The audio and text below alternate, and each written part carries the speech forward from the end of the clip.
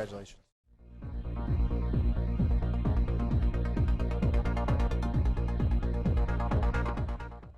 Okay, for our boys division championship final match, from Newark, New York, Jacob Kent. And from Taylorville, Illinois, Tyler Vocks.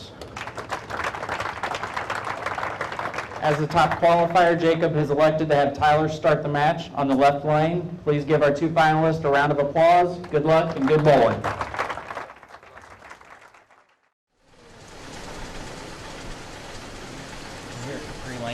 Ohio for the boys division championship match of the 2010 Junior Masters Youth Bowling Tournament. I'm Ken Moyer. We have Rhino Page here with us, PBA Touring Pro player, helping us at the commentating table. Tyler Vocks from Taylorville, Illinois, steps up in the first frame, comes up light and leaves a 2-pin. Rhino, we just got done watching the girls championship match, and they had trouble coming up a little bit light as well. Does that speak to the oil pattern that's out on the lanes? Yeah, I think it's a combination of the oil pattern, and right now there's just been just enough bowling to where the oil's starting to carry down the lane, and it looks like that left lane's been just a smidge tighter all day as well. But it's certainly, as we watch Tyler make that spare, looks like he's in the right part of the lane. That seems to be the best part of the lane to play and what we've seen success on all week. Jacob Kent from Newark, New York is up to start his match. And what a story this is. His father is a PBA Hall of Famer, Doug Kent, a very good friend of mine. And I tell you, it looks like he's listened to his father a little bit. He's had a heck of a week so far, and he throws it very good.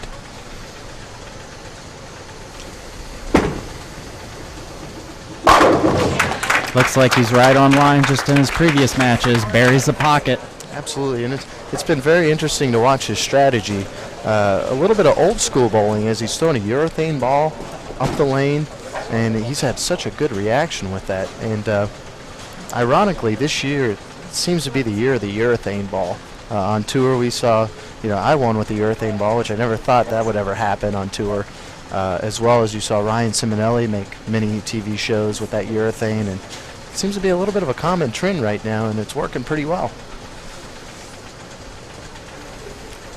Jacob has just smashed the field this weekend. Last night he was the top qualifier with a score of 1365, an average of 229, and then this morning in match play he just ran through his matches, was in the pocket the entire morning.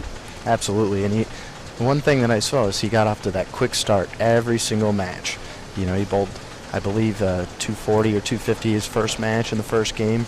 He bowled 260 in the first game of the next match, and then 260 again. That makes you feel pretty confident and comfortable when you have a 2-game total pins match. I know he came out one match with the front 8 strikes on his way to a 300 before finally giving in. And look all at over that. the pocket. Look at that. He's smiling because he knows he got away with a little something right there. Got it a little further in. But again, he's playing that part of the lane where there's a little bit of oil buildup to the left, so that's going to get his ball back on track to the pocket. A lot of times on these tough conditions, that's the name of the game, is finding the spot on the lane where you have the most area for error. That it's not necessarily finding the right angle to the pocket, but you may not have the most room on that shot. Absolutely, and one thing you see, especially with youth bowlers, is they think the pattern's hard, so they think that, well, it doesn't matter where I play, I'm going to have to throw it almost perfect to strike. And that's not the case. If you miss by a board or two and you're going Brooklyn or missing the head pin, that's the lane telling you this probably isn't the best part of the lane to be in. And that's part of the learning curve out here. Tyler comes up, leaves a 10-pin.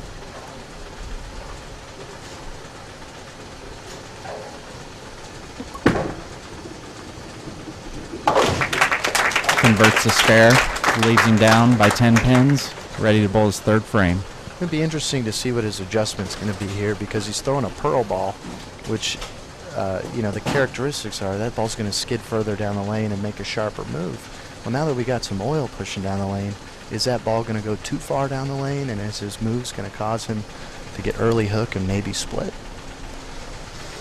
We'll find out. Tyler has an average of 217. He was a 3-time Illinois State Youth champion. There he found the pocket and strikes. And a great adjustment there. That's, I think, a lot more what he's looking for. Gives him a 39 in the second frame with a spare in the third, whereas Jacob Kent has started off with a double. And I know it's early, but that was kind of an important shot because you want to give Jacob that message saying, hey, I'm here. You're not going to run me over, and maybe put a little more pressure on him for his next couple shots. We'd mentioned Jacob's dad being a PBA Tour Pro player. Jacob's stepmom, Chrissy Beamish, her and her sister bowled this tournament. 15, 20 years ago, her sister actually was a 1985 champion of the tournament. Yeah, and it's a small world. Her sister actually is Parker Bone's wife. And so, Dougie and Parker are, I guess, what's brother-in-laws would be the case. And it's funny how small the world can be sometimes. So you think Chrissy and Leslie had plans their whole childhood to find a couple pro bowlers? Actually, it was funny. Dougie made a funny comment earlier in the week saying, gold digger.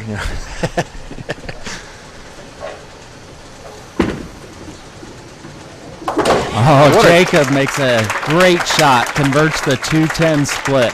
What a great shot that was, and fortunate to get the 8-pin out there to give him a chance to make the split. That's been something that's very important in maybe an early break that he took advantage of. Leaves him up by 9 pins, ready to bowl in his fourth frame.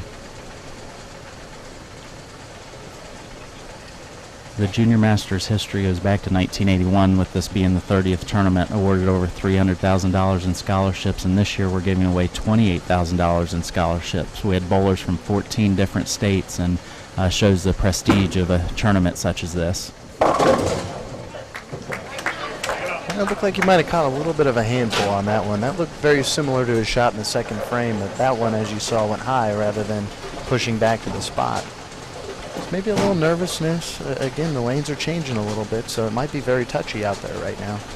There are very few formats and arrangements like this where these youth bowlers are on camera and bowling in front of the lights, and they may bowl in youth tournaments, but not something of this prestige, and definitely the nerves can kick in. Oh, absolutely. And I'll tell you, just being on the PBA, my first show, man, throwing that first shot, just the first shot to get it off my hand, I think you needed the jaws of life to get it out. I mean, the nervousness is high, and it's exciting. It's what's so fun about the competitive bowling. Well, it's something you've worked for your whole life through junior leagues and through collegiate bowling at Kansas, and then you finally get there and you think, I'm here, and that's when you feel you have to perform the most. Absolutely. All those nights of dreaming about being on the show and everything, it all kind of hits you at once, and it's time to bowl, and you're like, oh, man.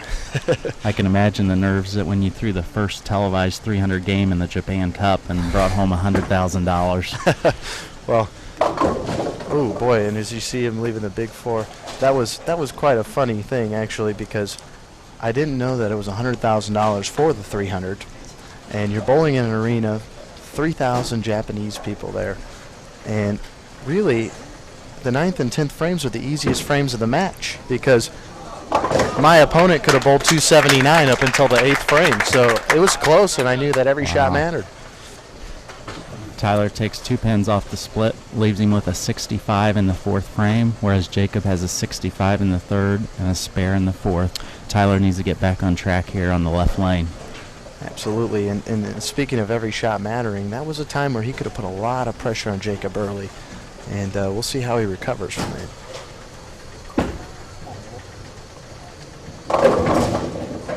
Comes in a little bit light, mixes them up, and leaves a 7-pin. And not a bad shot there. Again, that left lane seems to be a little bit tighter, and that might be why you saw Jacob go high on that lane. He's maybe feeling that if I miss right here, I could be in some trouble. Tyler, who currently attends Lindenwood University and bowls for their collegiate team, oh boy, misses a spare to the left, leaves him with a 74 in the fifth frame. And again, those spares so important, especially in a one-game match, and when the lanes are tough. But as you said, going to Lindenwood University, that's been a very successful program throughout the years, even back when I was bowling at Kansas. So he's a part of a great program, and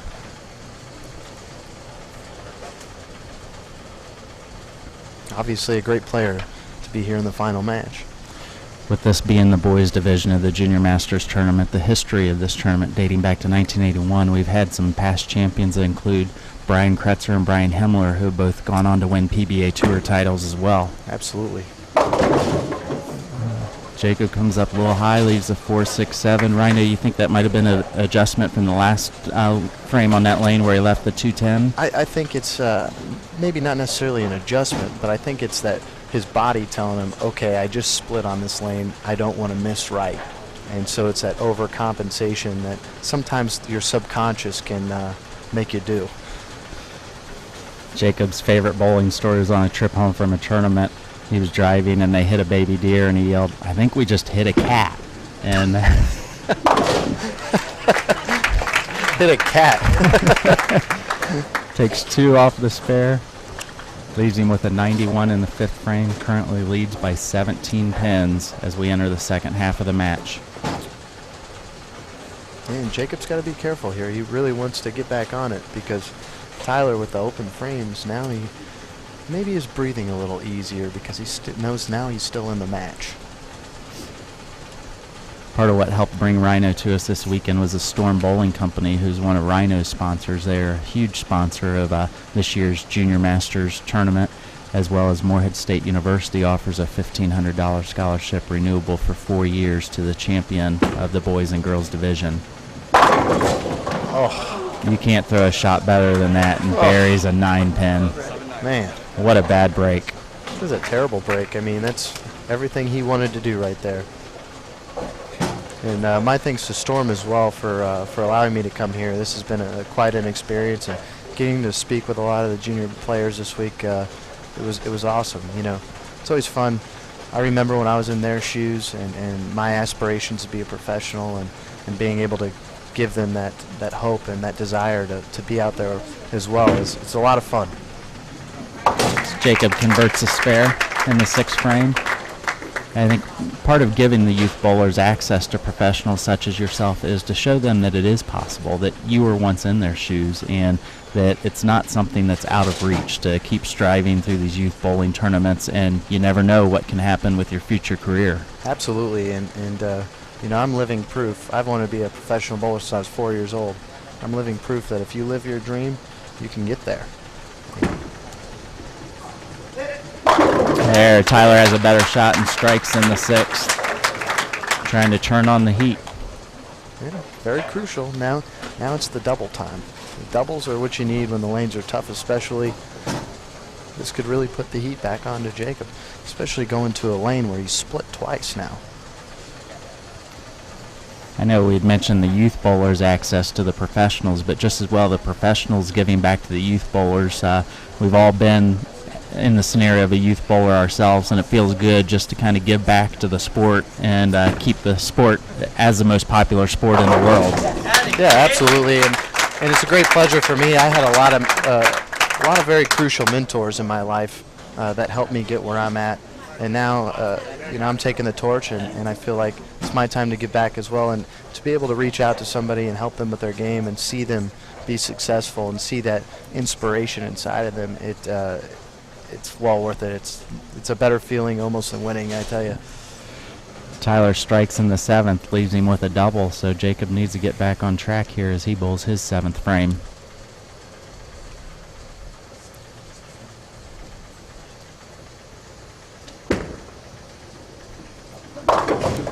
Got it a little bit outside and went by the right side of the head pin, leaves the 1, 2, 4, 6, 10. Now you see, I think that was a little bit of a force there. I think he really felt like if I miss left, I'm going to go through the face and split. If I miss right, I might split as well. And so it looked like he got a little bit firmer and just missed it right off his hand. And you know, we refer to that as out of bounds. And you certainly saw it this week. There's that out of bounds out there, and especially using the weaker bowling ball. You know, it even amplifies it. Again, pulls magic out of his pocket and converts the spare. That's big. In the 3rd frame, converting the 210 and then converting that washout. He's definitely telling Tyler that you're not going to get this one from me. I'm going to start calling him Houdini if he keeps this up. But a great spare there. With his dad's nickname of Fresh, we'll have Fresh and Houdini.